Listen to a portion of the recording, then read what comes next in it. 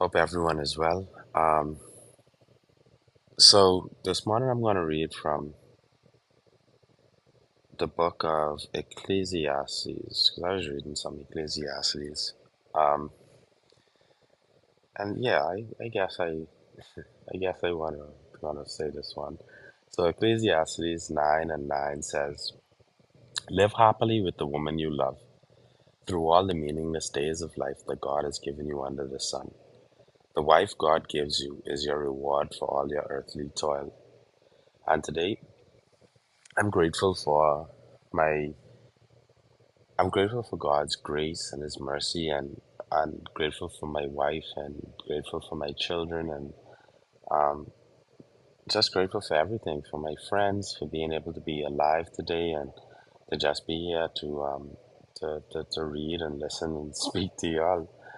Um in this particular verse, um I mean it is self-explanatory, right? Um I actually saved this verse so that I could have shared with my wife. Um, because you know, so I always be transparent and just tell y'all, but we just talk about what has been going on. But anyway, yesterday, um, because my wife has gossiped to me a lot. So my wife was telling me the story about one of her friends who had recently like gone through, I guess, a bad breakup, and it was funny. Not I'm not going to use the word funny. It really wasn't funny. But what happened was um the girl is a Christian.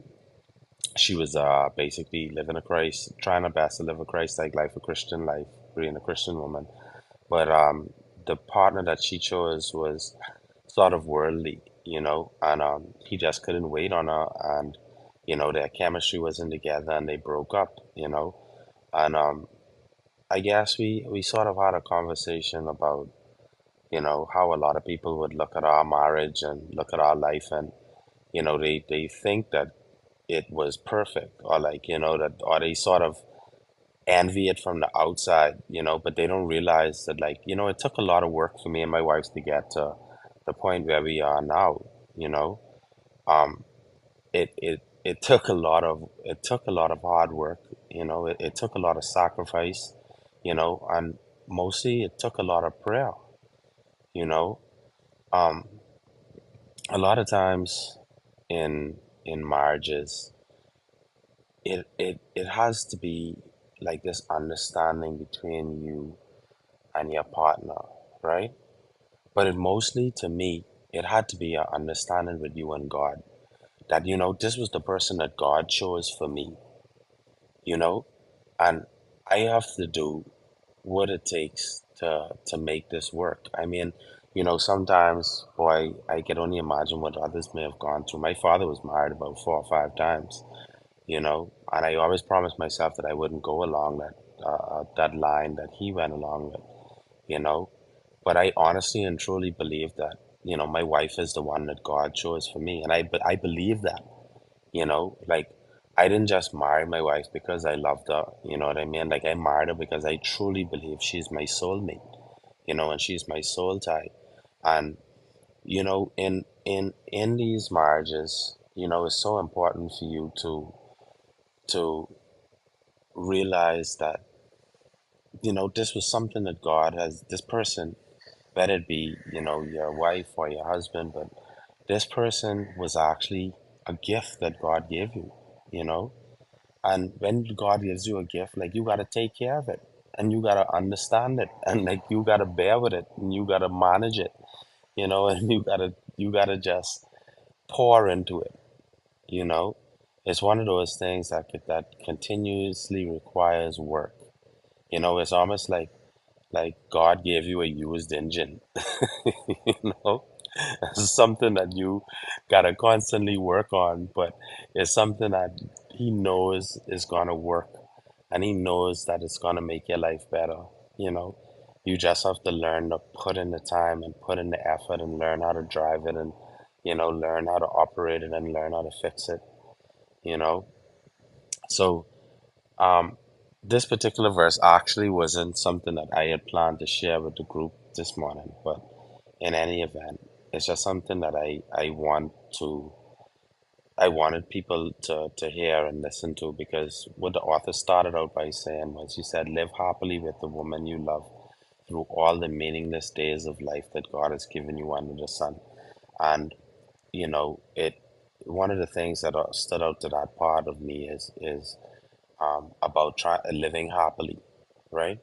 Because if you read the book of Ecclesiastes, the author speaks very much of how, all of this that we go through, all of these things in life are really meaningless. He actually calls it hevel, right?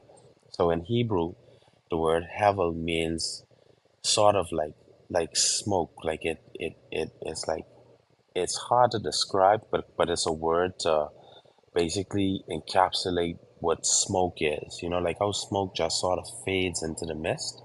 That's what hevel is. And the author describes this as what life is. And it's sort of true. Like when you look at it, like what are we really promised? 3 score and 10, which is roughly 70 years, right? Um, like look around you, look at how short 70 years is. Look at how the time has blown by. Like I can't tell you when I mean 30 something years blow by like that. You know what I mean? I talking about from when I can remember. I'm in my 40s now, but life moves really fast, and it isn't designed. I don't think this way. I don't think that God designed our life to be lived miserably, you know but perspective holds a lot into that. How we look at life, how we approach life daily. How do we give God thanks for the little things? How do we give God thanks for the people in our life? How do we give God thanks for all of the things, and be grateful for everything that doesn't seem like it deserves to be grateful for? And that means the good and the bad. It's all perspective.